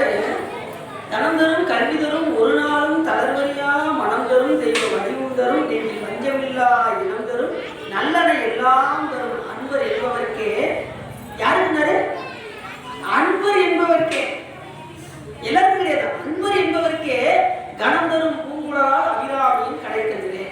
இப்ப இந்த பாட்டுல என்ன சொல்றாரு? அபிராமியின் கடைக்கண்கள். நிறைய பாத்தீங்கன்னா கோயிலுக்கு சாமிக்கு எதுக்கிறது சாமி போடுறாங்க. அது மிகப்பெரிய குற்றம். நல்லா தெரிஞ்சுக்கோங்க. சாமிக்கு எதுக்கு போய் இருக்க சாமி போடலாமா? எதுக்கு கம்பி கட்டி வச்சிருக்காங்க சைடுல? நல்லா நல்ல கவனமாக சைடுல ஏன் கம்பி கட்டி வச்சிருக்காங்க? இது அது தெரியாம என்ன செய்யணும்? நாம வழிபாடு செய்யணும். ஏன் அப்படின்னா அந்த பவரை நாமளால தாங்க முடியாது. எதுக்கு இருந்து சாமியை வழிபாடு செய்யக்கூடாது. அப்ப என்ன செய்யணும் அப்படின்னா, இப்ப சொன்னதுதான் தரதரும் கல்விதரும் ஒரு நாளும் தளர்வரியா மனம் தரும் தெய்வ வடிவம் தரும் நெஞ்சில் வஞ்சமில்லா இனம் தரும் நல்லன எல்லாம் தரும் அன்பர் என்பவருக்கே கணம் தரும் பூங்குழலால் அபிராமியின் என்ன கண்கள்? நேர்கண்கள் சொல்லல, கடைக்கண்கள். கடைக்கண்கள் இந்த சைடுல பாக்குறதா கடைக்கண்ணு வருவேன். சைட் அடிக்கிறாங்க. என்ன காரணம்? அந்த கடைக்கண்ணு பாக்குறான் அந்த பையன் வந்து. அதனால இப்ப அம்பாளுடைய பார்வை நமக்கு எப்படி வரணும் அப்படின்னா சைடுல தான் நிக்கணும். அதனாலதான் கம்பி கட்டி உங்களை சைடுல நிப்பாட்ட வச்சா நம்ம ஆளு என்ன பண்றாங்க? நான் எதுக்கு போய் நின்று பார்ப்பேங்க அப்படின்னு இவங்க கூட சைடுல நிக்கணும். நான் எதுக்கு போய் பார்க்கறேன், போய் எதுக்கு போய் நிக்கிறேன்? எதுக்குன்னா அருள் கிடைக்காது. உங்களால அதை தாங்கவும் முடியாது. ஏன்னா அது வந்து நெருப்பு கிளம்பு. அதுக்கு முன்னாடி நம்ம நேரம் போய் நின்று அருள் எல்லாம் வாங்க முடியாது. அதனால அந்த அருள்ல இருந்து வாங்கி கொடுக்கக்கூடிய சக்தி வாங்கி என்ன செய்து நமக்கு கடைக்கண் வழியாக கொடுக்கின்றது. அந்த அருளை எப்படி வரணும்? கடைக்கண் பார்வையும் நாம் வாங்க வேண்டும். அதுக்கு தான் சைடுல கம்பி கட்டி நிக்க வச்சா நம்ம பண்ற பாடு கடவுளை எனக்கு ஓடி வரக்கூடாது. அந்த அளவுக்கு நாம் என்ன செய்யறோம்? சிலர் பார்த்தீங்கன்னா கோயில முட்டி மோதிக்கிட்டு அடுத்தவங்களை இடிச்சு குடிச்சு முன்னாடி போய் சாமி போய் பார்ப்பாங்க. ஆனா சாமி யாருக்கு பார்ப்பாரு? பின்னாடி இருக்கிறவங்க பார்ப்பாரு. இவங்க அடுத்து முடிச்சு முன்னாடி போவாங்க. சாமி பின்னாடி இருக்கிறவங்க பார்ப்பாரு. ஏன் பார்ப்போம்? ஏன்னா பின்னாடி இருக்கிறவங்க பொறுமையா நீங்க போங்க, நீங்க போய் வழிபாடு செய்யுங்க, நான் சாமி எப்படின்னு பார்க்குறேன், நீங்க போங்க அப்படின்னு வெளிவிடாரு பார்த்தீங்களா? அதனால கடவுள் எங்க வந்துருவாரு? சாமி பின்னாடி வந்து அரசியல். இவங்க முன்னாடி போனா அவங்க பின்னாடி இருக்கிற ஆளை பார்ப்பாங்க. சிலர் பார்த்தீங்கன்னா எதுல ஏறி பார்க்கணும் பார்ப்பாங்க. அது வேற விஷயம். சரி, அப்படி அல்லாமல் நம்ம எப்படி என்ன செய்யணும்? சைடுல நின்று இறைவனை வழிபாடு செய்யணும். அப்போனாதான் அம்பாளுடைய கடைக்கண் பார்வை நம்ம மேல் படும் என்பதற்காக தான் சைடுல கம்பி கட்டி வச்சுக்காங்க. இனிமேல் என்ன செய்ய அவசரமே பட வேண்டாம். கூட்டமா இருக்கே நினைக்கவே வேண்டாம். அவங்க வழிபாடு பண்ணி முடிச்சதுக்கு அப்புறம் நாம போய் வழிபாடு செய்ய வேண்டும் என்கின்ற விருப்பம் தான். அதனால சைடுல போய் என்ன வழிபாடு இப்பதானே சொற்பொழிவு சொல்லியிருக்கீங்க, நாளையில இருந்து பாருங்க, இன்னையில இருந்து நீங்க பாருங்க அப்படின்னு நீ சொல்றது புரியுது. அதனால நீங்க இனிமே போய் சைடுல போய் அவசரப்படாதீங்க. எல்லாரும் வழிபாடு செஞ்சு போட்டு நினைங்க. பிறருக்கு விட்டு கொடுத்தா நமக்கு நம்ம இறைவனுடைய பார்வை நம்ம நீங்க எந்த அளவுக்கு விட்டு கொடுக்குறீங்களோ அந்த அளவுக்கு இறைவனுடைய பார்வை உங்களுக்கு வரும். விட்டு கொடுக்கவில்லை என்று சொன்னால் நம்ம இறைவனுடைய பார்வை இன்னைக்கு பார்க்கணும். இது முடிஞ்சது எப்படி எல்லாரும் வழிபாடு செய்யறாங்க பார்க்கணும். எல்லாம் முங்கி அடிச்சுட்டு ஓடுறாங்களா வராம போறாங்களாங்கிறது சொற்பொழிவு கேட்டு முடிச்சதுக்கு அப்புறம் தெரிஞ்சிடும். சரி, அப்ப என்ன செய்ய வேண்டாம்? பதட்டம் அடைய வேண்டாம், பரபரக்க வேண்டாம், நெஞ்சே பரகாலும் சொன்னேன் அப்படின்னாரு உண்மையா. பரபரப்பு இல்லாம போய் வழிபாடு செய்வேன். அடியனும் திருத்திக்கிறேன். ஏன்னா அடியனும் தான் போய் வழிபாடு செய்வேன். ஏன்னா இவ்வளவு சொல்றேன், நம்மளும் அந்த திருத்தி தான் வழிபாடு செய்வேன். ஏன்னா நிறைய பேர் நம்ம பார்த்துருப்பாங்க கோயில வருவாங்க, பலபரப்பான பலபரம் போயிடுவாங்க. சொல்லி கொடுத்து அவங்க கைதட்டாங்க. சிவா அப்படிதான் வருவாரு, வருது தெரியாது போறது தெரியாது. அது மாதிரி நம்ம நிதானமாக வழிபாடு செய்யணும். நம்ம ஆரோக்கியத்துக்கு தகுந்த மாதிரி வழிபாடு செய்யணும். அது வேற இருந்தாலும் நாம நிதானமாக வழிபாடு செய்யறதுதான் சிறப்பு. பரபரக்க வேண்டாம் என்று அழகாலும். இப்ப இந்த பாட்டு என்ன பண்ணாரு? தனம் தரும் கல்வி தரும் ஒரு நாள் கடற்கரையா மனம் தரும் தெய்வ வடிவம் தரும் நெஞ்சில் வஞ்சமில்லா இனம் தரும் நல்லன எல்லாம் தரும் அன்பர் என்பதற்கே கணம் தரும் பூங்குழலால் அபிராமியும் கிடைக்கின்றது. இன்னொரு பாட்டு பாடாதுன்னா கலையாத கல்வியும் குறையாத வயதும் ஓர் கவர்வாராத நட்பும் அப்படி இருக்கும். கலையாத கல்வி என்ன கல்வி அப்படின்னா அது ஞான நூலாகிய கல்வி. இந்த கல்வி கிடையாது. இந்த கல்வி இறைவனை பற்றி அறியக்கூடிய கல்வி. கலையாத கல்வி, குறையாத வயது. எப்படி வயது வந்து குறைஞ்சிட்டே தான் போகும். நமக்கு வந்து வயது எப்படின்னா நாம் என்ன செய்வோம்?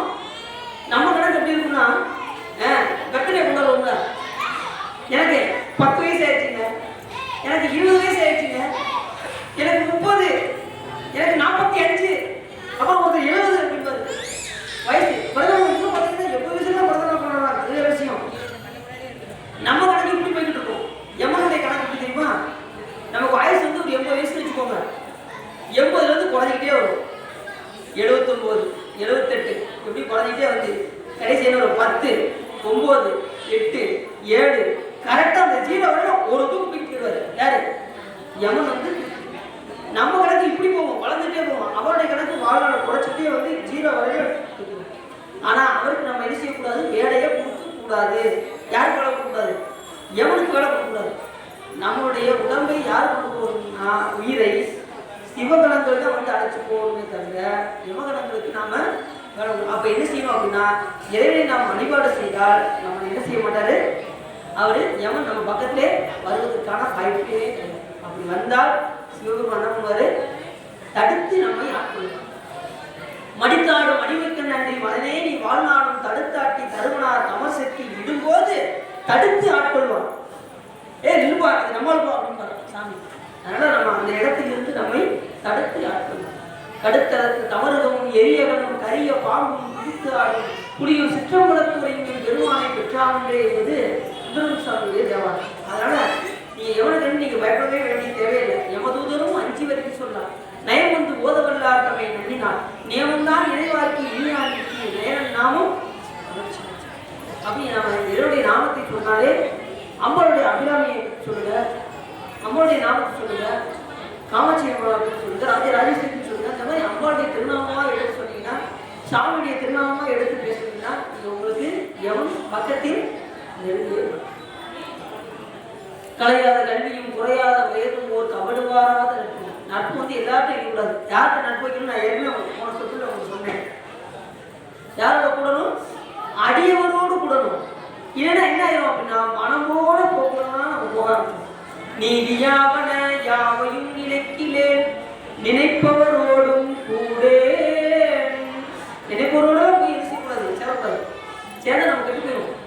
அப்ப நினைப்பவரோடும் கூட ஏதமே பிறந்து இறந்து உழல்வேன் தன்னை. சாமி நான் பண்ண தப்புக்கு பிறந்து இறக்கும் அப்படிலாம் விடாம என்ன செஞ்சாராம் சாமி, பிறந்து இறந்து உடனே தன்னை என் அடியான் என்று என்னையும் ஒரு அடியாராக ஏற்றுக்கொண்டாயே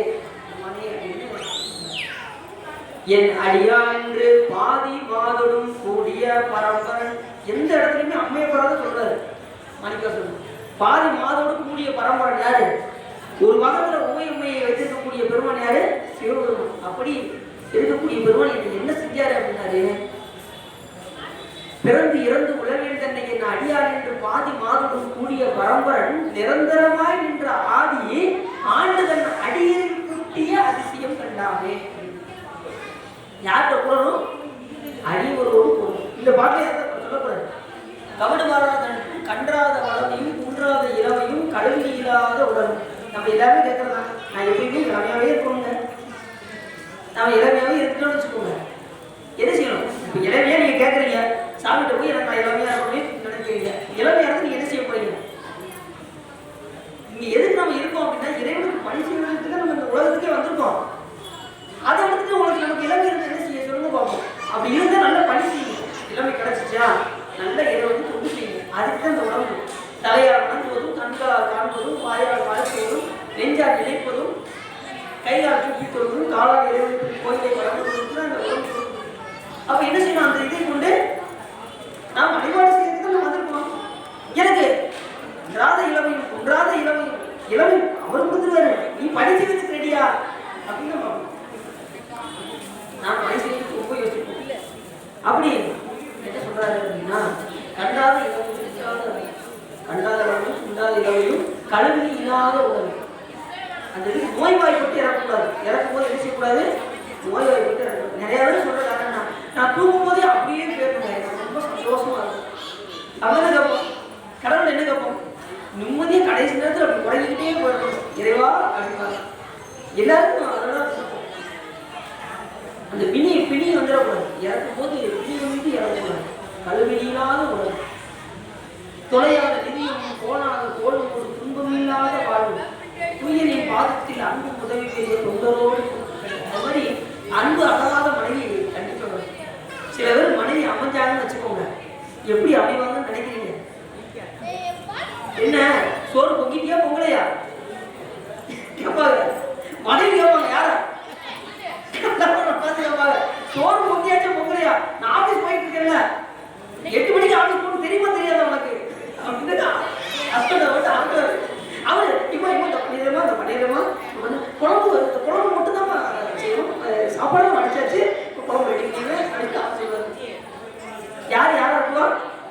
கணவர் மனைவி அறக்கிற காலம் போயிடுச்சு. இப்போ மனைவி கணவர் அறக்கிற காலம் வந்துச்சு.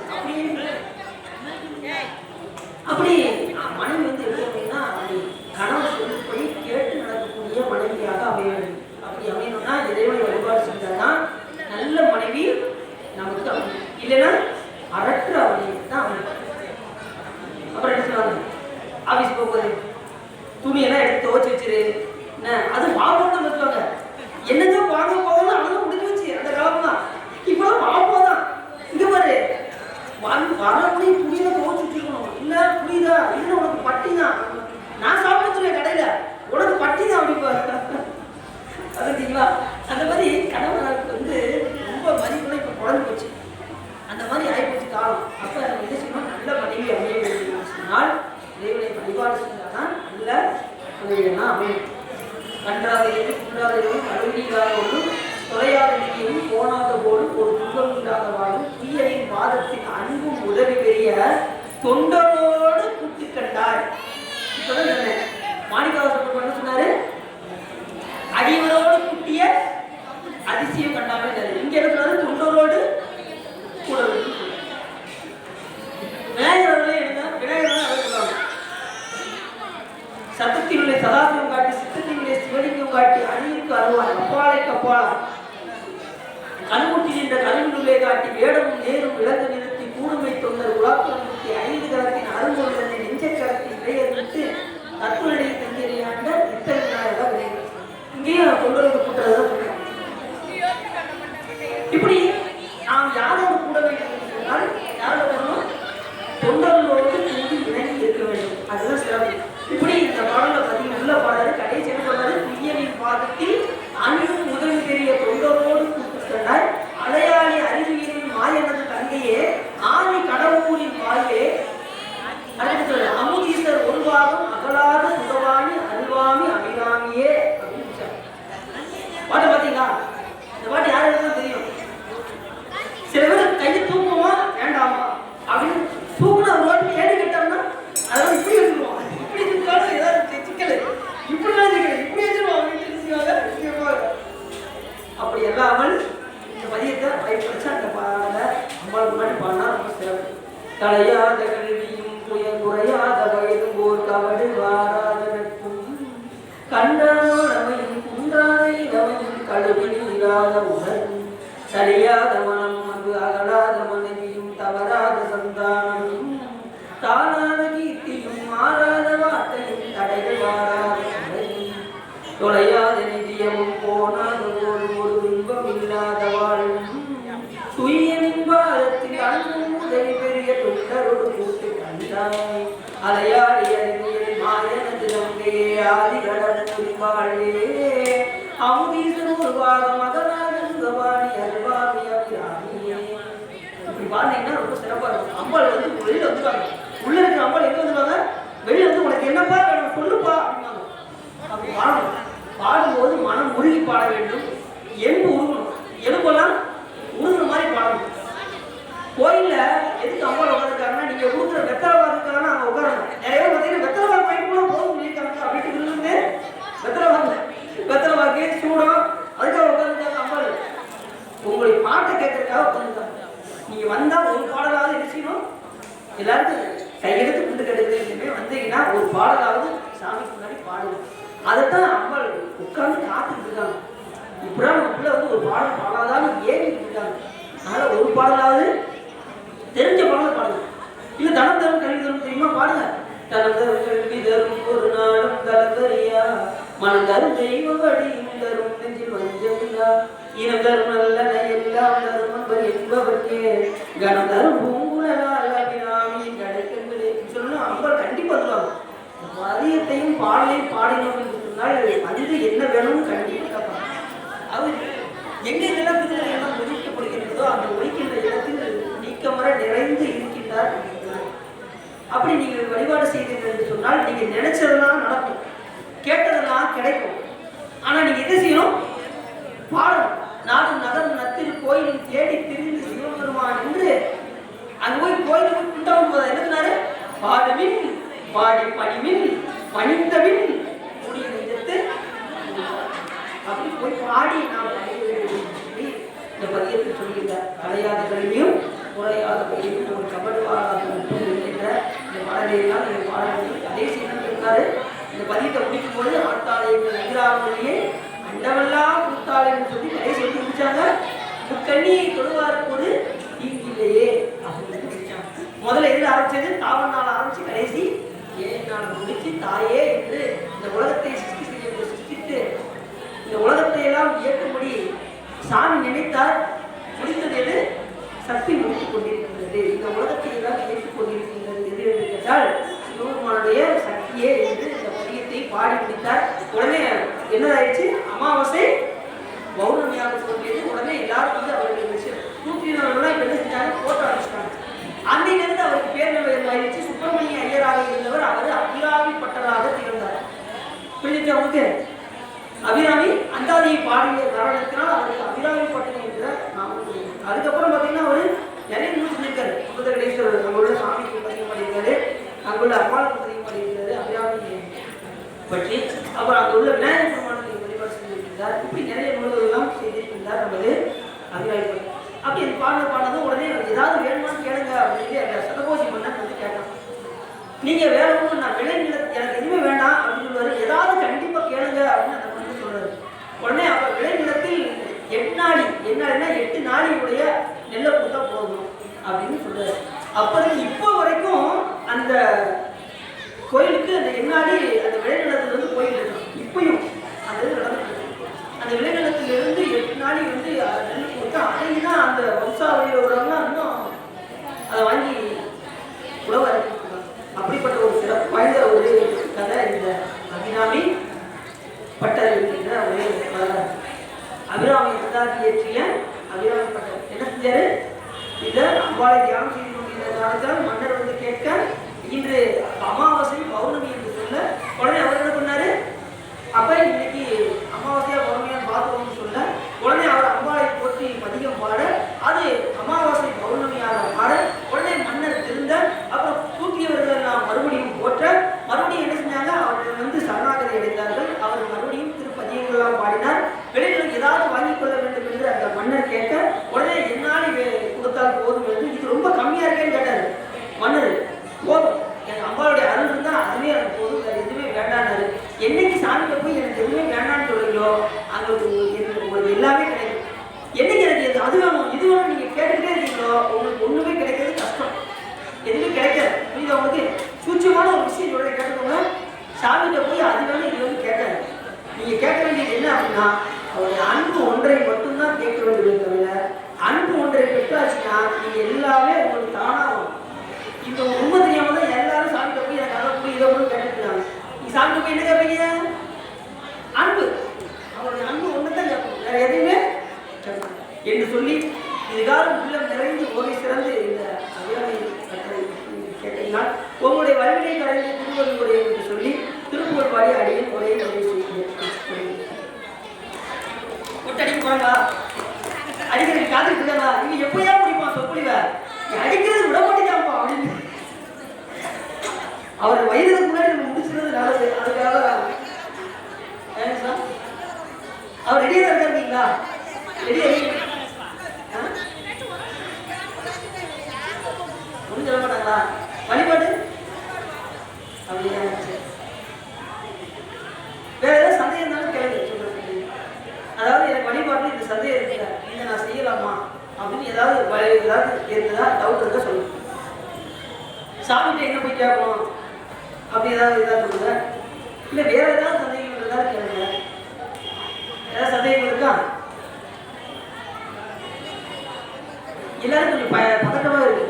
கேட்டால் இவர் ஏதாவது நினச்சிக்குவாரோ, எதுக்கு கேட்போமா வேண்டாமா, இல்லை பக்கத்தில் அவர்கிட்ட கூட்டி விட்டு அவரை விட்டு கேட்க சொல்லுவோமா அப்படின்லாம் நினைப்பாரு.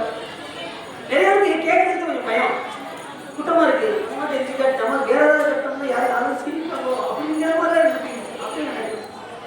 ஏதாவது டவுட் தான் வழிபட எனக்கு ஒரு டவுட் இருக்கு, செய்யலாமா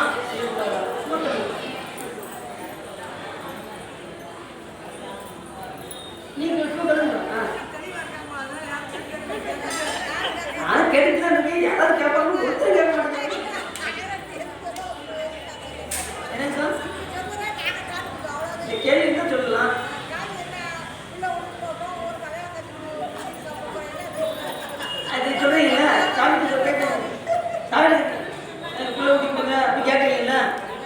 இப்படி நீ கேட்டு என்ன ஆகும்னா இறைவன் பார்ப்பாரு.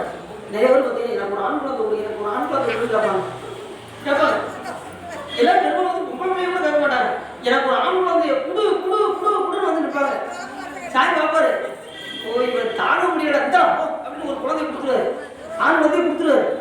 25 வருஷம் கழிச்சு அந்த குழந்தை இப்படி கையை பிடிச்சி இழுத்துட்டு வருவார் பாருங்க. ஏன் இப்படி ஒரு குழந்தைய கொடுத்து இல்லப்ப நீ தான் கேட்ட அனுமதம் கேட்டா அனுமதி அப்படின்னு. அப்ப இறைவன்ட்ட இந்த உலகப் பொருள் எதையுமே கேட்கணும். இந்த உலகப் பொருள் எதை கேட்டாலும் அதுக்கு பின்னாடி வந்து விளைவுகள் வரும். அதை நம்ம சமாளிக்கிறதா தான் கேட்கலாம். அதை நம்மளால தாங்க முடியாது. அதனால நம்ம என்ன செய்யக்கூடாது, சாமிகிட்ட போய் இந்த நாளை கொடு, இதை கொடு, எனக்கு பங்களா கொடு, சாமி இன்னும் நீ நிறைய இல்லை எனக்கு 4-5 விஷயம் நீ இன்னும் செய்யாமல் இருக்க அப்படின்னு ஒரு லிஸ்ட்டை வேற கொண்டு வந்துடுவாங்க. சாமி முன்னாடி வந்து ஒரு லிஸ்ட்டெல்லாம் வாசிப்பாங்க. எனக்கு நீ இதை கொடுக்கல, இந்த பங்களா ரெண்டு கொடுக்கல, நான் காரை ஒன்று நினச்சிட்டே இருந்தேன், என்னுடைய எய்மே அதுதான், இன்னும் நீ எனக்கு காரை கொடுக்கல அப்படின்னு ஒரு லிஸ்ட்டை போட்டு சாமி போய் சப்ஸ்கிரைப் பண்ணுறாரு. அப்படின்னா அல்லாமல் இறைவனுடைய அன்பை நாம் விட்டோம் என்று சொன்னால் நமக்கு இந்த உலகத்தில் எந்த விதமான துன்பமும் நமக்கு வராது. அவனுடைய அன்பு ஒன்று இருந்தால் போதும், நாம் எல்லா விதமான இன்பத்தையும் நாம் பெறலாம் என்று சொல்லி இதுக்காக உள்ளம் நிறைந்து உபவி சேர்ந்து நீங்கள் கேட்டதுனால் உங்களுடைய வலிமை கரைந்து திருவள்ளுவர் உரையும் என்று சொல்லி திருக்குறள் பாடி அதே உரையை முடிச்சுட்டோம்.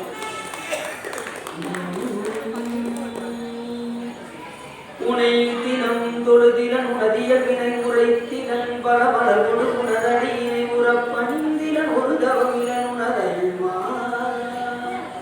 உலக்கு இன்பம் உரையிடமறியிலன் நெருப்பொடும் திகரம் வளமருகிலன் ஓப்பொடும் துரிதய விலையிலன் மலை போலே கனைத்தெழும் பகடது விடவிடு வருகருத்த பெஞ்சின மரளின முளை கதித்தடந்தெறி கையொடு கதை கொடு ஒரு போதே களக்கருஞ்செயலொடி வராது ஒரு கணித்திரைந்து அளவு கலவைகள் கணத்திகன் பய மரபையில் முதுகினில் வருவாயே வினைத்தலந்தனில் அழகிகள் முதிகொள்ள விழுக்குடைந்து வெய் புசிடறியுணர் விரித்தகுஞ்சிய நெடுமவுனையாமர் முறிவேலா விதித்த பண்பை முய்மொழி அழகிய கொடிச்சி குங்கும மலை புகழ்நரை விரைத்த சந்தன மிகபரமுயவரை உடையோனே தினத்தினஞ்சலி மறைமுடி முறைமுடு உணச்சொரிந்தில முதிய பிணவரோடு சிரத்தை இந்தனை செய்யும் முனிவரதொழ மகிப்போனே தனத்த நந்தன என வழியாடி நரைதை விட்ட அன்போடு பருகிய கொள்திகள் திருப்பரங்கீரனில் உரை சரவண பெருமானே கைலாய பகவதி சிவஞான பதவி காட்டும் பெண்ணை பயிர்வாய் இருந்தால் சந்ததிக்கோள் விஞ்ஞான பான்பாய் வீரார் கொடி திருவாவூர்வாள் ஒரு நமச்சிவாய் தேவன் சைராய் மரபுடையவன் திருமரவன் நீருளி தலிகமாதும் வான்மையின் வளாரின் மொழிபுறம் திறக்கும் மன்னன் கோன்முறை அரசு செய்க குறைவில்லாத நிகழ்வாக நான்முறை அரங்கு நற்றவர் பெருமல்க வேண்டுகோள் சைவ நீதி விளக்குகிறார் விளக்கெல்லாம் பார்வதி வதையே ஒற்றி விசேஷங்களுக்கு சிற்றம்பலம் தில்லையம்பலம் கொள்ளும்பலம்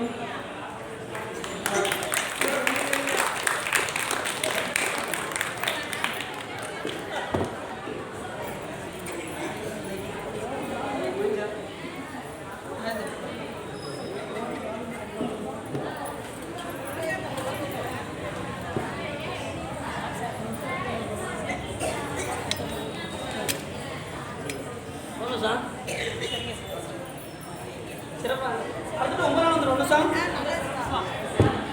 அடுத்தது 9 நாளும் திருவள்ளுவர் கூட்டி தான் நம்ம வந்துடுவோம் சார்.